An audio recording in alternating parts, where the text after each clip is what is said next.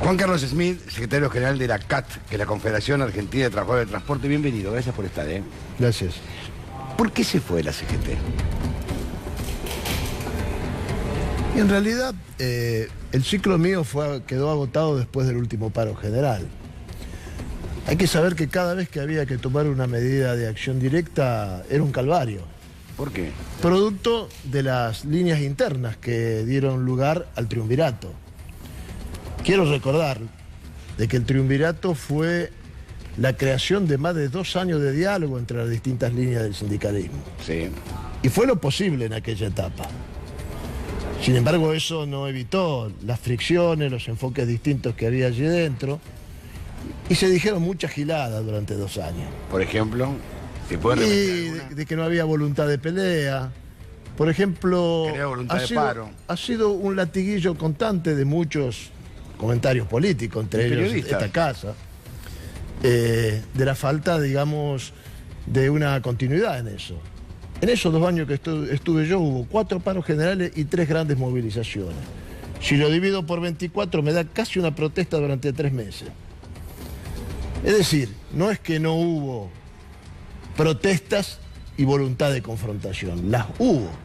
Lo que ocurre es que después de eso tampoco en el campo político, en el terreno propiamente político, hubo alguien sintetizara esta energía de la protesta social. Cada vez que hubo paros y todo lo demás, después la representación política en el Parlamento, llámese como se llame, tuvo un tremendo déficit para abordar la demanda que surgía de la ciudadanía. Que lo que pasa también, digamos, uno esperaba de los dirigentes gremiales una respuesta quizás más contundente. Las movilizaciones, sí, uno las recuerda, los paros, uno los recuerda, pero, digamos, la ciudadanía se sentía como muy desprotegida. Faltaba un Ubaldini, por ejemplo. Claro, pero hay otro contexto histórico. Cuando estamos hablando de Ubaldini, Lorente, no hay que olvidarse que estamos hablando de una etapa donde el Estado Nacional todavía tenía todos los resortes de la economía en su poder, las empresas estatales todavía estaban en pie, el salario era un salario que más o menos estaba equilibrado en los distintos rubros de la economía. Hoy tenemos un enorme serrucho en la clase trabajadora argentina, sin contar los informales. Entonces, elaborar una síntesis de todo eso no es soplar y hacer botella. Yo se lo digo porque yo estuve allí dentro. Nada es soplar. No es apretar el botón y lanzar el paro. Es titánica la tarea que hay que hacer para hablar con todos los sectores para desembocar en una medida de fuerza. Porque además estamos cruzados por la discusión política. Desde el mismo nacimiento del triunvirato hasta ahora, todo está cruzado por la discusión política, particularmente la del peronismo. ¿Hay una ruptura entre la CGT y el Partido Justicialista en esa relación que históricamente tienen para afrontar los procesos políticos? Bueno, pero lo que ocurre es que el Partido Justicialista también, o la expresión del peronismo, es un mosaico hoy en día, ¿no? De modo tal que puede haber compañeros que estén alineados en determinada orientación y hay otros que no la comparten.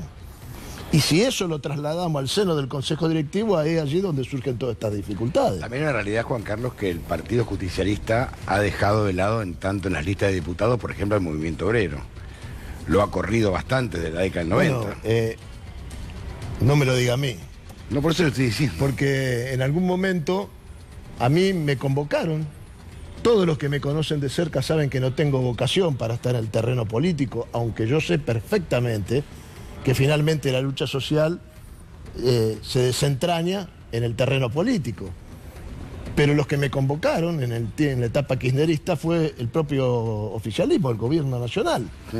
Y 48 horas antes de la realización del comicio me dijeron que no, que estaba en una postura expectante.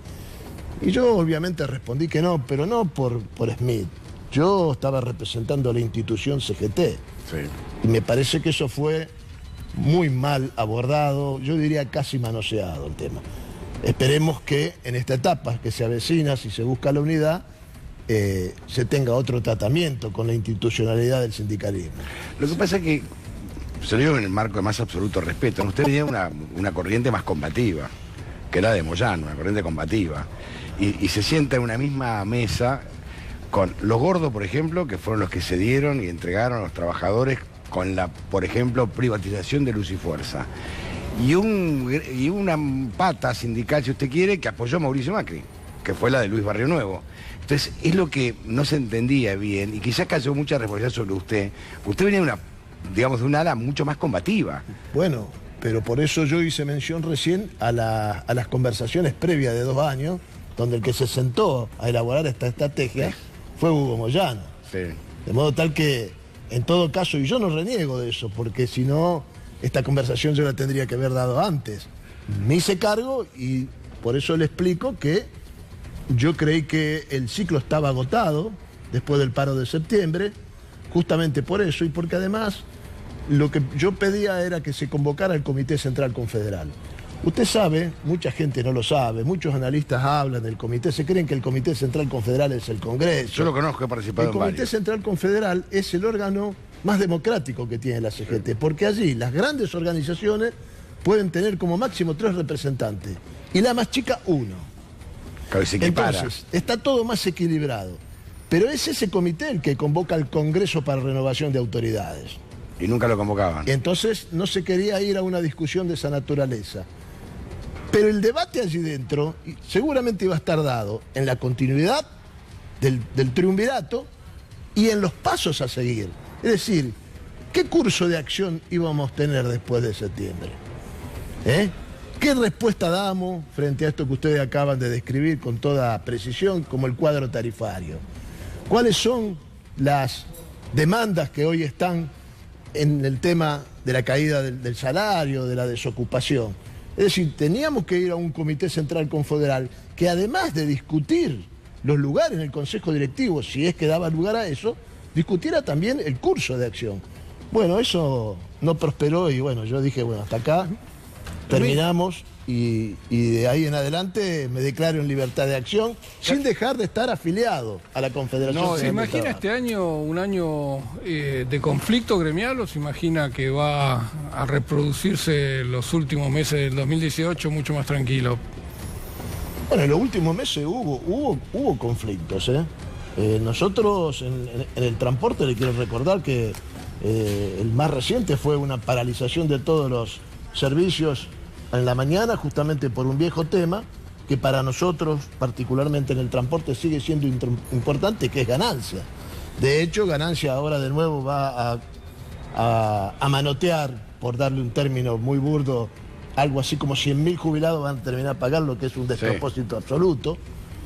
Pero ese tema sigue estando presente y nosotros paralizamos todos los servicios a la mañana en pleno mes de noviembre. Sí, pero va a convenir que no hubo una actividad gremial que complique la gestión del gobierno. Digo. No, y bueno, está dentro de este contexto que estamos hablando. Por eso mismo, pero hacia adelante, eso fue lo que pasó, hacia adelante. Este es un año electoral. Y yo pienso que tiene que haberlo. Si usted me pregunta a mí, yo creo que sí. Nosotros estamos preparando acciones contra el tarifazo. En este mes seguramente vamos a hacer protestas contra el tarifazo, el transporte y otras organizaciones sociales y políticas. De hecho, usted sabe que hay una campaña que está recorriendo el país, pero aparte de eso vamos a hacer nuestra propia protesta. Y yo creo que en algún momento tendrá que convocarse el Consejo Directivo y hacer una evaluación sobre toda esta cuestión. Juan Carlos, ¿usted cree que la sensación, le pregunto, ya que lo tengo enfrente, ¿hubo temor a ser destituyente? Esa frase que tanto sonó hace 2 años, que la CGT podría llegar a ser destituyente. ¿Ese fue uno de los temores por los cuales no se profundizaron las medidas de fuerza? Destituyente no fue un término que surgió en esta etapa, viene de antes. Viene de antes. Sí, no, viene de antes, pero también se habló mucho de destituyente, ¿no? En un gobierno no peronista que quería terminar su mandato. Es más, se jacta el gobierno de ser el único no peronista que va a terminar su mandato. Sí. Yo creo que hay un consenso básico en el seno de la sociedad que explica, no es la única explicación, pero que explica de alguna manera por qué no ha habido más virulencia, particularmente en diciembre. Es el hecho de que todo el mundo quiere que se terminen los mandatos.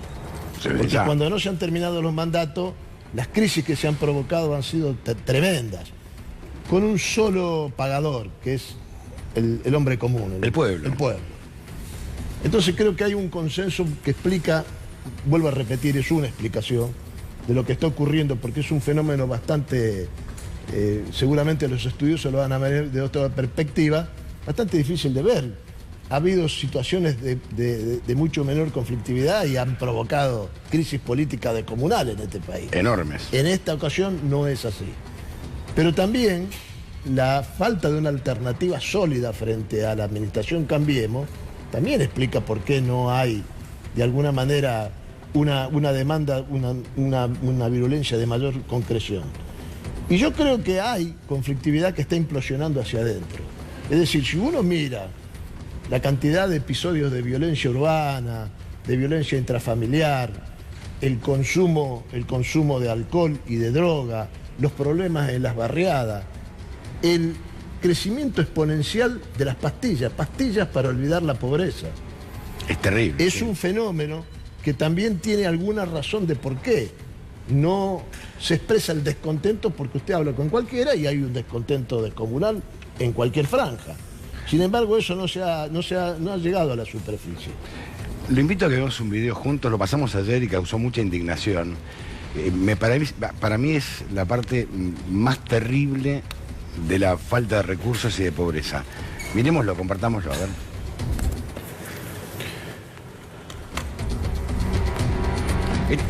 Este es un jubilado que se endeudó tanto que le pagan 1.000 pesos, el resto son todas deudas, y está buscando comida en la basura.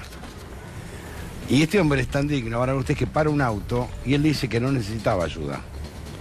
El auto sigue, ahí está, para el auto, él lo mira y fíjense que se niega a recibir ayuda. Alguien le habrá preguntado si le pasaba algo. Ve, él se niega a recibir la ayuda, dice que no.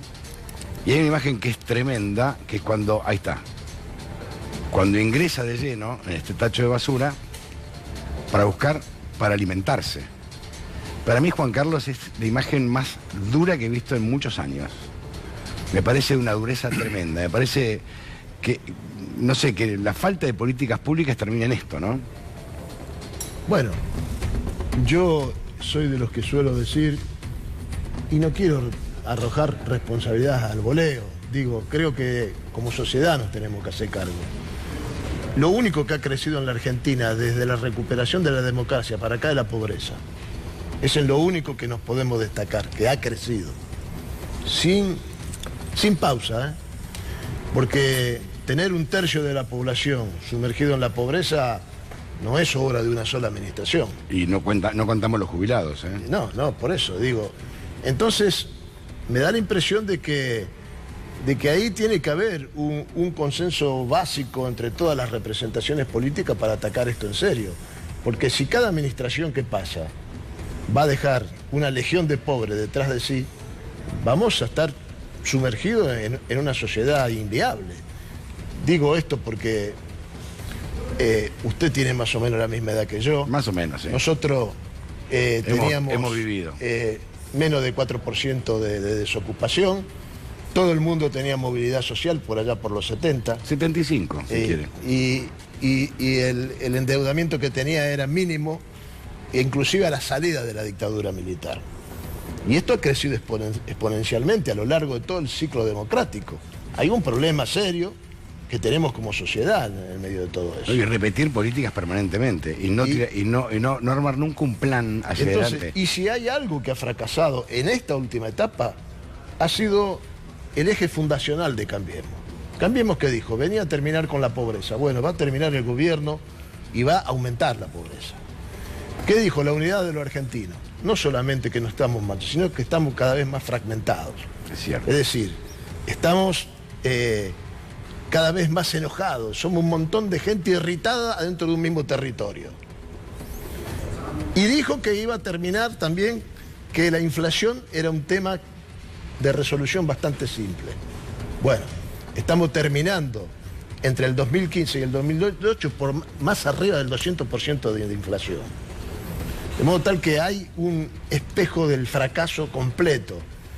Y va a ser la primera vez que un gobierno que es privatista, que es un gobierno surgido de las universidades privadas, porque no hay hombres de la universidad pública, y de las empresas expresan su fracaso en la Argentina. Cosa que no había ocurrido en el resto de los ciclos históricos, donde los funcionarios, los hombres, venían de diversos sectores.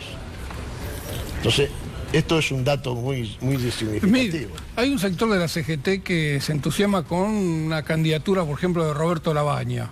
Hay otro sector gremial que quiere a Cristina de nuevo candidata. ¿Dónde se ubica y cómo se imagina que va a jugar el movimiento obrero? ¿O puede haber unidad, por ejemplo? Yo creo que lo que creo que tiene claro todo el sindicalismo es que, como dije recién, este experimento ha fracasado y hay que hacer todo lo posible para que nos alejemos del abismo, porque estamos en marcha hacia el abismo. Yo creo que hay que salir de allí. El tema es cómo llegamos al proceso de unidad. Y para eso, esta es mi opinión, ¿no? Lo primero que tenemos que hacer nosotros es expresar la demanda de los trabajadores. Nosotros no estamos para ir a pelear únicamente la grilla de los diputados y todo lo demás. Tenemos que expresar, porque nuestra primera misión es expresar el malestar social. Y eso va a dar lugar a la síntesis política, no al revés. En mi opinión, esta ha sido una de las discusiones que he tenido dentro de la CGT. Nosotros tenemos que expresar malestar social y después vemos cómo elegimos los hombres o las mujeres que impliquen una oferta novedosa tiene que ser. ¿No es momento todavía de candidatura? No. Estamos ya en febrero. Sí, por supuesto, ahí estamos, frente al oficialismo hay una reacción lenta que le da una ventaja al oficialismo, esto está claro para mí. Juan Carlos, sobre el malestar social, ¿no? ¿Cómo lo coopta el movimiento obrero? Porque realmente hay mucho malestar social desde hace bastante tiempo, que se profundizó en el último año, es una verdad, es una realidad, pero hay mucho malestar social y salvo algunos dirigentes gremiales, es como que no hay aceptación de ese malestar social para convocar a una medida, a una marcha, o no sé, a una reunión, lo que sea. Sí, bueno, vuelvo de nuevo a las explicaciones anteriores. La fragmentación que atraviesa el sindicalismo es la misma fragmentación que atraviesa la oposición y los partidos políticos. Esto es así, y eso es una enorme dificultad. Claro, pero por ejemplo, uno nota que el trabajador, hay un detalle que a mí me llama poderosamente la atención, no escuchar a ningún funcionario hablar de pueblo y trabajador. Siempre hablan de gente. La palabra trabajador, laburante, pueblo no existe en esta actual... Ni siquiera gente. Muchas veces cuando usted habla con los funcionarios hablan de los recursos humanos. Sí, de consumidores, no son trabajadores. De consumidores. Aparece la despersonalización de lo humano, ¿no? Del trabajador. El lenguaje, claro. Hay todo un trabajo cultural que está llevando adelante este experimento, que no es únicamente en el campo económico. El tema de los billetes, el tema de que ellos expresen de que ellos son el partido del siglo XXI, que no tienen referencias históricas, está llevando adelante algo que es mucho más profundo que la discusión sobre el aumento de la tarifa o la ofensiva sobre los sindicatos y todo eso. Hablan de los emprendedores. Se empieza a desestructurar la noción de la clase trabajadora. El emprendedor es dueño de su propio éxito y de su fracaso.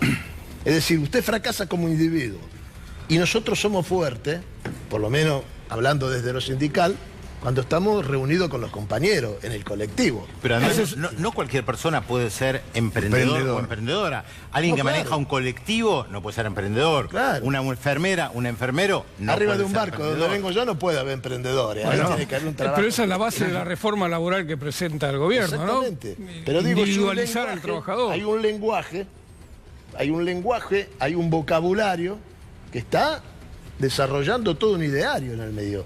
Lo que estamos enfrentando no es sencillo, es complejo y yo creo que hay gente que está ahí operando y trabajando permanentemente para ir eligiendo todas esas confrontaciones, ¿no? ¿Sabe que me hizo pensar mucho, ¿no? Es la utilización de las palabras, ¿no? Cambiar trabajador por emprendedor, cambiar pueblo por consumidor.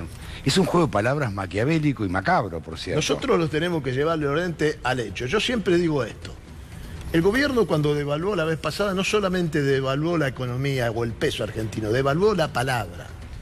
La palabra la devaluó. ¿Por qué? Porque ya no hay confianza. Yo vine acompañado con los compañeros portuarios Nosotros acabamos de firmar en noviembre un acuerdo para que no haya ningún despido en la transición de las nuevas concesiones a las terminales del Puerto de Buenos Aires. Claro, pues había problemas con eso. Había problemas. El acuerdo es claro, no puede haber despidos. Y no puede haber despido hasta tanto se ponga en marcha la nueva concesión y después un tiempo que creo que son casi 2 años. No puede haber despido. Pero siempre aparece alguna coma o algún funcionario o alguna terminal portuaria de algún empresario que dice no, pero esta situación. Entonces ahí aparece el tema de la confianza. Y el problema del gobierno es que en las expectativas de economía o de la confianza está absolutamente reprobado, porque ¿quién cree? ¿Quién cree en lo que le dice el gobierno que no va a haber aumento y al otro día ocurre? ¿Quién cree en que la inflación, no sé, acá el compañero que hace las proyecciones económicas dice, mire, este año va a ser el 30%, ¿por qué le tengo que creer si este año terminamos con el 50%? Y esto que digo yo, lo dicen también los que están en los bancos, lo dicen los operadores económicos, no es que es un chamullo de los sindicatos. Claro, la falta de credibilidad por desconfianza de la palabra, es tremendo. Exactamente. Además del sector sindical, ahora surge como una gran oposición al gobierno el sector industrial, los dueños de los fierros, no solo los trabajadores. ¿Cómo lo ve a los industriales en este momento? ¿Son aliados? Cuando he hablado con muchos industriales le hemos enrostrado su falta de coraje político para defender su propio negocio. Porque está muy claro que la gestión esta de apertura indiscriminada de las importaciones se va a llevar puesto y ya se ha llevado puesto ramas enteras de la producción. Si hay un sector... 30 pymes por día, Juan Carlos. ¿Cómo? 30 pymes por día sí, se lleva puesta. Se ha llevado puesto todo el perfil industrial que se había recuperado en los últimos años, y allí yo sí creo que tienen muy claro de que acá, digamos, el sesgo del programa económico es primario, es primarizar economía. Entonces, el sector industrial tiene poca cabida en esa discusión. De modo tal que creo que ellos están reaccionando tarde, pero al fin, en este plano de la discusión, es un aliado táctico para discutir. Pongámonos de acuerdo que tenemos que tener industria en el país y después discutimos hasta los últimos centavos en el convenio colectivo de trabajo. Este debería ser, para mí, el paso que deberíamos dar. No después de un industricidio, porque ahora hay un industricidio. Sí, 30 pymes por día. Hoy se van 2 marcas de jean muy famosas, una marca de televisores que es famosa en la década de 70, ya está. O sea, estamos cometiendo un industricidio que nos va a llevar años. Sí, repararlo. Porque la caída de la industria, usted sabe que esto siempre lo expresan los empresarios pymes. Ellos no se quieren desprender de la gente porque les lleva tiempo formarla, forman parte casi del paisaje de su propia empresa, y después volver a recuperar el conocimiento y todo eso se les hace muy difícil.